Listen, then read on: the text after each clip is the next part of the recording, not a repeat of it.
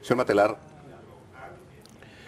hubo un momento en América Latina, hace ya varios años, en que parecía que las cosas estaban dadas definitivamente, que no iba a cambiar nada en el mundo de la comunicación. Y sin embargo, he aquí que las cosas comienzan a cambiar y se empieza a cuestionar el papel no solo hegemónico de la comunicación, sino la necesidad de democratizar la comunicación. ¿Qué ha hecho posible este cambio tan importante?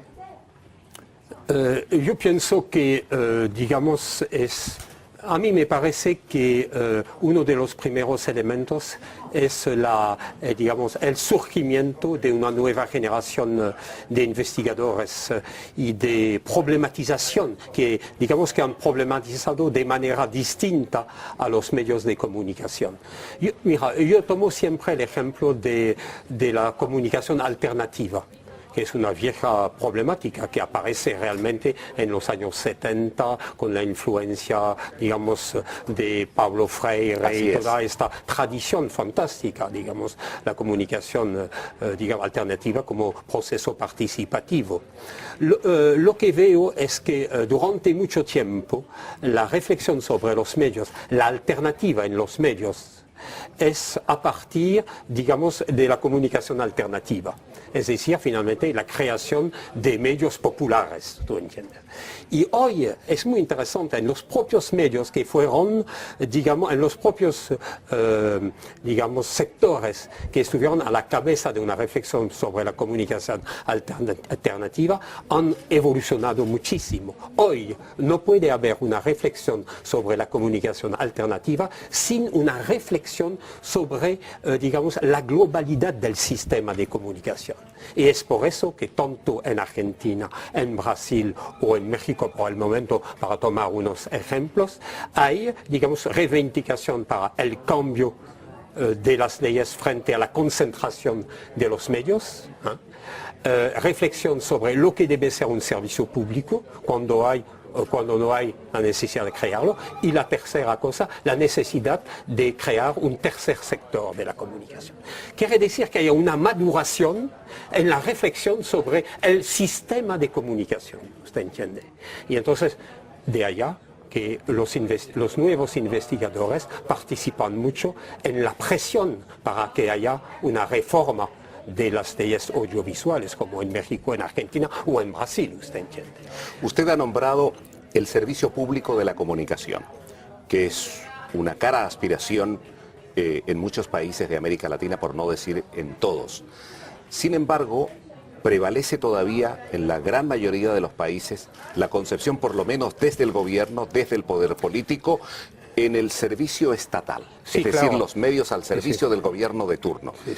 ¿Usted tiene la confianza de que es posible discutir sobre ese tema y cambiar las reglas del juego? Yo creo que, digamos, la confusión entre servicio público e intervención estatal en la comunicación es dañina para realmente crear un servicio público según los principios del servicio público. ¿Cuál es el principio del servicio público? Es el pluralismo, es la pluralidad de las voces.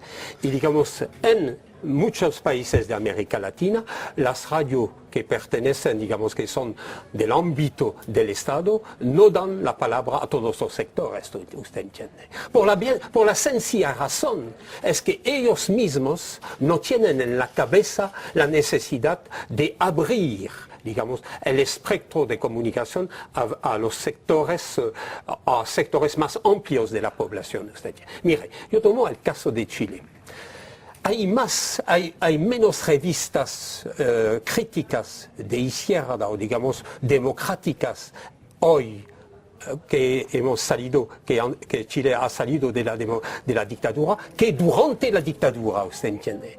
¿Por qué? Porque finalmente muchas de las revistas hebdomadario, que han sido semanal, que se publicaban en Chile, incluso no han recibido la parte de publicidad institucional del presupuesto de la publicidad institucional del gobierno. Efectivamente. Es eso que ocurrió en Chile. ¿Usted se imagina? Sí, análisis. Análisis rocinante últimamente, dirigida por una de las más brillantes periodistas chilenas, con premio de periodismo, etcétera. ¿Se entiende?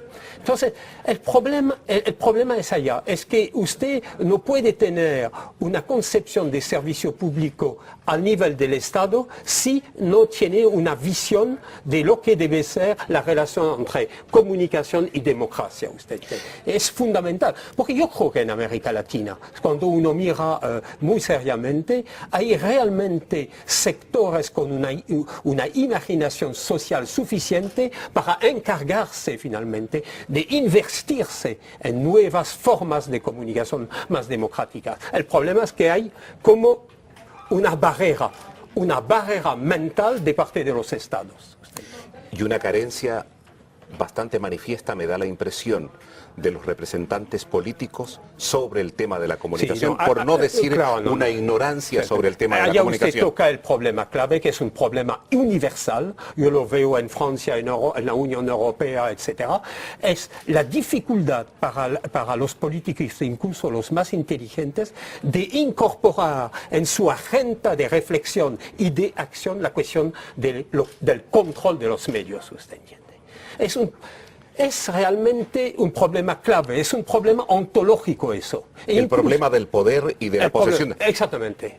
No, el problema también son un poco, ellos entran en una lógica de reverencia frente a los medios, porque dependen también de los medios. Es como un círculo vicioso, es un ¿verdad? Círculo vicioso. Es un círculo vicioso y es por eso refuerza la importancia de otros sectores que deben intervenir sobre esta cuestión, que sea la universidad o que sean las corporaciones de periodistas. Pero yo pienso que una acción y una reflexión sobre los medios debe tratar de unir los periodistas, la academia y los usuarios, usted entiende. Y es toda la dificultad de articular finalmente tres sectores que en general no se miran. ¿Usted entiende? Para lograr hacer pasar algunas ideas sobre lo que es la democratización de los medios. Sin embargo, existe en América Latina una corriente muy significativa de la reflexión de la comunicación. Yo sé que estoy haciendo una suerte de caricatura, pero que se podría resumir en la necesidad de reconocer que el amo de la sociedad hoy es el consumidor y es el hombre que consume. Sí. Sí, digamos que eso forma parte de la doxa neoliberal, es evidente eso. Digamos, la perspectiva crítica no es partir del ciudadano consumidor, pero partir del consumidor ligado a la formulación, el ciudadano como pudiendo formular una demanda social, una demanda en función de las necesidades sociales de la sociedad, ¿usted entiende? El problema es allá. Es todo lo que separa, digamos, una visión inspirada por la economía política crítica de la comunicación y cultura y ciertos sectores de los estudios culturales que finalmente digamos, entran en una lógica culturalista que les hace olvidar que un elemento fundamental del cambio de los medios es toda la lucha en contra de la concentración. Por ejemplo, ¿usted entiende? Yo sé que en una entrevista de esta naturaleza, señor Armando Matelar, no vamos a resolver el problema de la comunicación en América Latina, pero tratando de incursionar en lo que pueden ser las soluciones. Dice usted, le entiendo bien cuando dice de que esto es primero una lucha de carácter social que debe presionar al poder para que haga políticas públicas de comunicación. ¿Eso es lo que usted...? Es un elemento importante y yo tomo, digamos, apoyo sobre las experiencias, las últimas experiencias que se ha visto últimamente tanto en las cumbres sobre la sociedad de la información, el movimiento en pro de la diversidad cultural que ha acompañado la adopción de la, digamos, de la Convención sobre la diversidad cultural, Lo que se ha visto es que sectores profesionales de la cultura y digamos, amplios sectores del movimiento social que se han movilizado para finalmente hacer aceptar, digamos, una idea de la necesidad de aliar diversidad cultural con participación, usted entiende. Yo pienso que experiencias en los últimos 10 años muestran que hay nuevos actores sociopolíticos que están presionando, incluso si son minoritarios en las diversas sociedades. Si hay algo que beneficia al statu quo a que las cosas permanezcan como están, es la indiferencia. Es la indiferencia. Y hay una indiferencia promovida, motivada incluso por los medios, ¿verdad?, que quiere transformar a ciudadanos en espectadores. Por lo tanto, y lo he escuchado con mucha atención el día de ayer, usted habla de algo que me parece muy significativo y que me gustaría que ahondara en ello, que es la responsabilidad personal. Sí, yo pienso, hoy en muchos medios se tiene la costumbre de burlarse de la palabra compromiso y comprometido. Yo creo que hoy en día hay una necesidad de que cada uno de su sector, en su sector, a partir de su sector, tome sus responsabilidades y piense lo que puede aportar a la redefinición de un proyecto democrático. ¿Usted entiende? Yo creo que es fundamental eso. ¿Por qué es fundamental?